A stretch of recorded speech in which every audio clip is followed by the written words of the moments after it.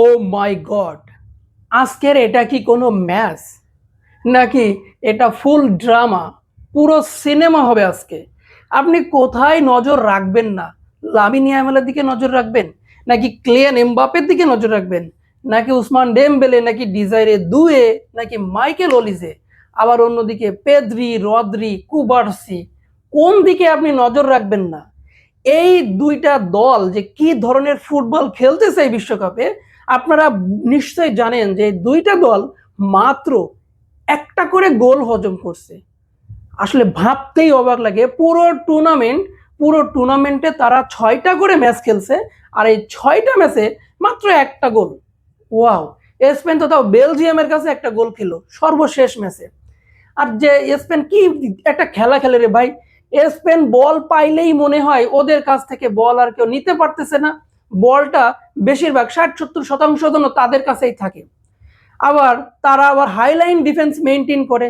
Defence থেকে কুবার্সিকেও মাঝে মাঝে আক্রমণ করে। গত ম্যাচের শেষে যে মিকেল মেরিনো যে গোলটা দিলেন, মনে আছে নিশ্চয়ই? কুবার্সি সে দুর্দান্ত একটা শট ঠেকিয়ে দিয়েছিল গোলকিপার। এরপরে কিন্তু সেই বলটা যখন ব্যাক করলো, তখনই মেরিনো সেটা গোল দিয়ে দিল। তো এই ধরনের দল যারা আবার এই যে মার্ক কুকুরেল্লা, তিনি আবার কি ধরনের শট নিতে যান, এই উইং দিয়ে উঠে তিনি আক্রমণে চলে যান। মাঝে মাঝে যখন কুবার্সি চলে যান, তখন এইখানে কুকুরেল্লা এসে ডিফেন্স করেন। আবার লাপোর্তো আছেন ওদিকে, পেদ্দো পোড়ো আবার অ্যাটাকিং এ খুব ভালো। আর লামিন ইয়ামাল তো আসেনি। মাঝে মাঝে দানি ওলমো কি করে, ডি বক্সের বাইরে থেকে বল পাইলেই দুর্দান্ত একটা শট দিয়ে দেয়। গোল হলেও হতে পারে, অথবা গোলকিপারকে ভড়কে দিতে পারে। এরপরে এদিকে ওইয়ার জাবালি আছেন, তিনি তো আসলে কি বলা যায়, ফেরান তোরেসকে না খেলে তাকে খেলাচ্ছে, তিনি তো সেই মাপের একজন। মনে আছে সৌদি আরবের বিপক্ষে পরপর 2 গোল দিয়ে দিছিল।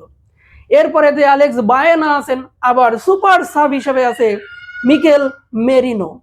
এই দুইটা দল নিয়ে আসলে প্রেডিকশন করা যাবে না। 3-3 হবেই।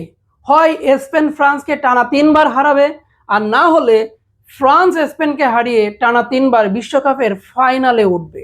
আসলে এই দুইটা দলের একটা সংজ্ঞা দেওয়া যায়। সংজ্ঞাটা হলো, ফ্রান্স হচ্ছে বর্তমান সময়ের সেরা অ্যাথলেটিক টিম, আর স্পেন হচ্ছে সেরা পজিশনাল ফুটবল দল।